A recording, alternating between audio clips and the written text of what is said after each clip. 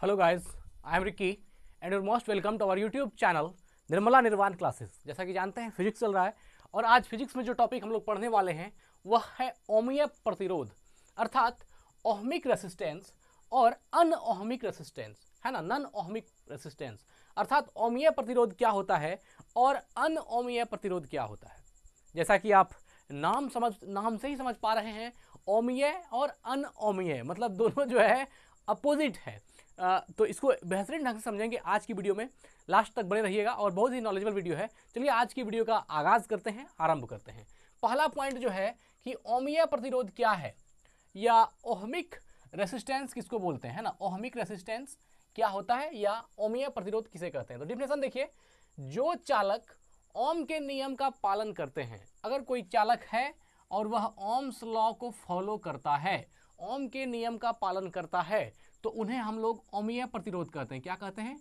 ओमीय प्रतिरोधक अर्थात ohmic resistance तथा उनके प्रतिरोध को ओमीय प्रतिरोध कहते हैं। अब देखिए, मतलब कि ऐसा कंडक्टर जो ओम के नियम का पालन करता है तो उसको हम लोग ओमीय प्रतिरोधक अर्थात ओहमिक रेसिस्टेंस कहेंगे।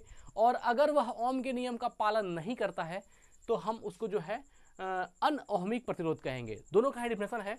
तो वही कहा कि जो चालक ओम के नियम का पालन करते हैं उन्हें ओमीय प्रतिरोधक तथा उनके प्रतिरोध को ओमीय प्रतिरोध कहते हैं। तो अब यहां पर समझिए, ओम के नियम का पालन करता है, इसका अर्थ क्या हुआ? इसका अर्थ हुआ कि एक ऐसा कंडक्टर जो ओम के लॉ को फॉलो करता है वह ओमीय कंडक्टर होगा, वह ओमीय चालक होगा या ओमीय प्रतिरोध कहलाएगा उस वक्त। ठीक है। तो अब देखिए, ओम के नियम को फॉलो करने का मतलब है V बराबर आई आर, या आप कह सकते हैं V is directly proportional to I, है ना। विभवांतर जो है धारा के सीधा समानुपाती होता है। तो V is directly proportional to I या V बराबर आई आर, अगर इस चीज का पालन उस कंडक्टर में हो रहा है तो हम उसको ओमीय प्रतिरोध कहेंगे या ओहमिक रेसिस्टेंस कहेंगे। और अगर ओम के नियम का मतलब क्या हुआ कि किसी भी जो कंडक्टर है उसके सिरों के बीच जो विभवांतर है वह धारा के सीधा समानुपाती होता है। तो लेकिन ताप जो है अचर होना चाहिए या नियत ताप होना चाहिए। तो वही चीज तो है कि जो चालक ओम के नियम का पालन करते हैं उन्हें ओमीय प्रतिरोधक कहते हैं तथा उनके प्रतिरोध को ओमीय प्रतिरोध कहते हैं। तो ओम के नियम का मतलब हुआ V is directly proportional to I या V बराबर आई आर। इसको फॉलो कर रहा है तो ठीक है, नहीं कर रहा तो नहीं हो। तो यहाँ पर जैसे एग्जाम्पल में दिया हुआ है मैग्नीज का तार, तो मैग्नीज का तार जो होता है, याद रखिएगा ये बहुत बार पूछा जाता है एग्जाम में, मोस्ट इंपॉर्टेंट प्रश्न है। मैग्नीज की जो वायर होती है, मैग्नीज का जो तार होता है, यह एक ओमीय प्रतिरोध है, ध्यान रखिएगा। अब यहाँ है तांबा का तार, है ना। तो तांबा का जो तार होता है, यह तांबा का तार, यह भी जो है ओमीय प्रतिरोध है। और है एल्यूमिनियम का तार, तो एल्यूमिनियम का जो वायर है यह भी किस में आता है? तो यह आता है ओमीय प्रतिरोध में। तो तीनों को ध्यान रखना है, मैग्नीज का तार, तांबा का तार और एल्यूमिनियम का तार, ये सभी जो है ओमीय प्रतिरोध है अर्थात ओहमिक रेसिस्टेंस है। ये सभी जो है ओहमिक रेसिस्टेंस अर्थात ओम के नियम का पालन करने वाले प्रतिरोधक हैं। इसलिए इसको हम लोग क्या बोलते हैं? ओहमिक। ये ओमीय प्रतिरोधक है अर्थात ओहमिक रेसिस्टर है तथा इनके प्रतिरोध को ओमीय प्रतिरोध कहते हैं। इसकी जो रेसिस्टेंस होती है उसको हम लोग क्या बोलते हैं? ओमीय प्रतिरोध कहते हैं। तो यहाँ से हमको लगता है कि आपको बात समझ में आ गई कि ओमीय प्रतिरोध क्या है। और सबसे ज़्यादा महत्वपूर्ण है इसका एग्जाम्पल को याद रखना, जैसे मैग्नीज का तार, तांबा का तार, एल्यूमिनियम का तार। मैग्नीज, तांबा, एल्यूमिनियम, मैग्नीज है ना Mn, copper Cu, aluminium Al, ये सभी जो है ये तीनों का तीनों जो है ओमीय प्रतिरोधक है अर्थात ओहमिक रेसिस्टेंस है। ये आपको ध्यान में रखना, याद रखना, ये तीनों एग्जाम्पल याद रखनी, मैग्नीज का तार, तांबा का तार और एल्यूमिनियम का तार। अब आगे बढ़ते हैं, अगला टॉपिक है अनओमीय प्रतिरोध अर्थात नॉन ओहमिक रेसिस्टेंस, है ना। नॉन ओहमिक रेसिस्टेंस या अनओमीय प्रतिरोध क्या होता है? अनओमीय प्रतिरोध देखिए, अब उसका उल्टा हो जाएगा। जो चालक ओम के नियम का पालन नहीं करता है, ओम्स लॉ को फॉलो नहीं करता है, जो चालक ओम के नियम का पालन नहीं करती है, उन्हें अनओमीय प्रतिरोध कहते हैं। उसको क्या बोलते हैं? अनओमीय अर्थात नॉन ओहमिक रेसिस्टेंस कहते हैं तथा उनके प्रतिरोध को अनओमीय प्रतिरोध कहते हैं। और उसके रेसिस्टेंस को क्या बोलते हैं? अनओमीय प्रतिरोध या अनओमीय, है ना, या नॉन ओहमिक रेसिस्टेंस कहते हैं। तो बोला अनओमीय प्रतिरोध कौन है, नॉन ओहमिक रेसिस्टेंस कौन है? तो देखिए, जो चालक ओम के नियम का पालन नहीं करती है। जो चालक ओम के नियम को फॉलो नहीं करेगी उन्हें अनओमीय प्रतिरोध कहेंगे। अब ओम के नियम का पालन नहीं करेगी, इस सेंटेंस का अर्थ क्या होता है? अर्थात उसमें V is directly proportional to I नहीं होता होगा या नहीं होगा। आखिर ये नहीं होगा या V is not equal to IR होता होगा, ये कंडीशन नहीं होगा तब ही ना हम कहेंगे कि ओम के नियम का पालन नहीं हो रहा। अगर यह चीज अप्लाई हो रहा है तो ओम के नियम का पालन हो रहा है। ओम साहब ने यही नियम दिया था, किसी तारों के बीच का विभवांतर, एक निश्चित ताप पर किसी तारों के बीच का जो विभवांतर होता है वह धारा के सीधा समानुपाती होता है। तो यह चीज, इसका मतलब है कि अनओमीय प्रतिरोध में या नॉन ओहमिक रेसिस्टेंस में यह चीज फॉलो नहीं हो रहा है। अगर फॉलो होता तो फिर वो ओहमिक, तब तो फिर दिक्कत ही नहीं था। लेकिन यहाँ जब कह रहा है कि जो चालक ओम के नियम का पालन नहीं करता है, ओम के नियम का पालन नहीं करने का मतलब क्या हुआ? V is directly proportional to I नहीं होता है, या उस चालक में V is directly proportional to I नहीं हो रहा। मतलब कि वह जो चालक, वह एक ऐसा चालक होगा, नॉन ओहमिक कंडक्टर जो है ना, नॉन ओहमिक कंडक्टर एक ऐसा, नॉन ओहमिक रेसिस्टर या कंडक्टर एक ऐसा चालक होता होगा जिसमें कि V is directly proportional to I नहीं होता होगा। तब तो कह रहा है कि ओम के नियम का पालन नहीं करता है, तो उनके प्रतिरोध को हम लोग अनओमीय प्रतिरोध कहते हैं।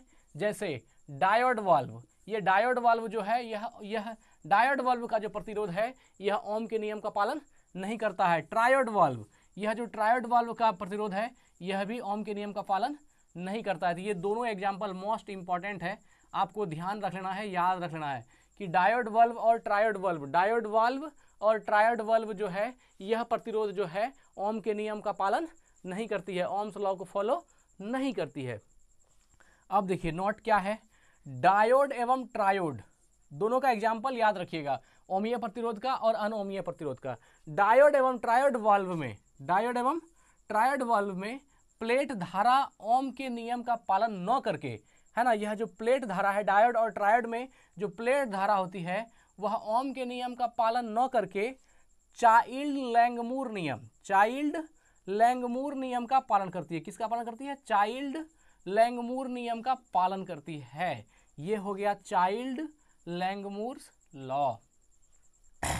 अब देखिए, अब दिमाग में आता होगा कि चाइल्ड लैंगमूर लॉ क्या है, इसको भी समझेंगे हम लोग, चाइल्ड लैंगमूर्स लॉ को भी समझेंगे। तो पहले डायोड एवं ट्रायोड वाल्व में प्लेट धारा ओम के नियम का पालन न करके चाइल्ड लैंगमूर नियम का पालन करती है। अब समझते हैं कि चाइल्ड लैंगमूर नियम क्या है, इसकी हम थोड़ी सी चर्चा करेंगे, क्योंकि अगर आ गया होगा तो आपके मन में उत्सुकता उठती है कि आखिर चाइल्ड लैंगमूर लॉ है क्या।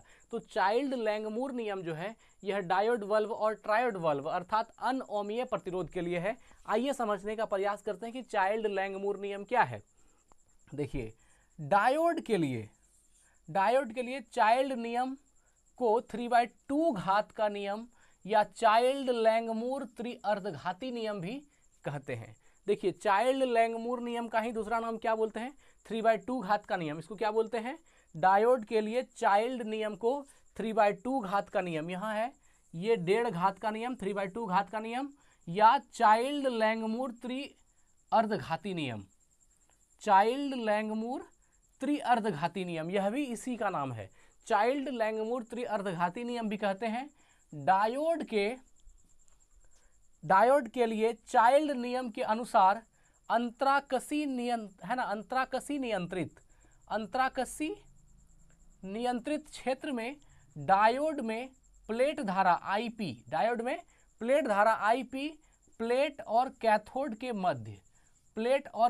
के मध्य वोल्टता VP की 3/2 घात, VP की 3/2 घात के समानुपाती होती है। अर्थात IP is directly proportional to VP पर पावर 3/2 या IP equal to K VP, है ना, पर पावर 3/2। तो यह जो है आपका चाइल्ड लैंगमूर नियम कहलाती है। चाइल्ड लैंगमूर नियम का दूसरा नाम क्या है? 3/2 घात का नियम एक, या चाइल्ड लैंगमूर त्रिअर्धघाती नियम, चाइल्ड लैंगमूर त्रिअर्धघाती नियम भी कहते हैं। और यह डायोड के लिए चाइल्ड नियम के अनुसार अंतराकसी नियंत्रित क्षेत्र, यह जो अंतराकसी नियंत्रित क्षेत्र है यह डायोड के अंदर होता है। अंतराकसी नियंत्रित क्षेत्र में डायोड में प्लेट धारा और कैथोड के मध्य वोल्टता की 3/2 घात के समानुपाती होता है। प्लेट धारा और कैथोड के मध्य वोल्टता, ये IP जो है ये प्लेट धारा है और कैथोड के मध्य यह जो VP है वोल्टता, कैथोड के मध्य वोल्टता की 3/2 घात के समानुपाती होता है। ये 3/2 घात के समानुपाती होता है, इसलिए यहाँ लिखा Ip = kV/3/2। तो यह एक नियम है जो डायोड और ट्रायोड को लागू होता है। इसको बोलते हैं चाइल्ड लैंगमूर का नियम, चाइल्ड लैंगमूर नियम, या है ना 3/2 घात का नियम, या चाइल्ड लैंगमूर त्रिअर्धघाती नियम। ये सभी जो है डायोड और ट्रायोड के लिए अप्लीकेबल है ये सभी नियम। तो मित्र आज हम लोगों ने देखा ओमीय प्रतिरोध क्या होता है और अनओमीय प्रतिरोध क्या होता है। ठीक है, फिर आज की वीडियो को यहीं एंड करते हैं। स्वस्थ रहें, अपना ख्याल रखें। जय हिंद, जय भारत।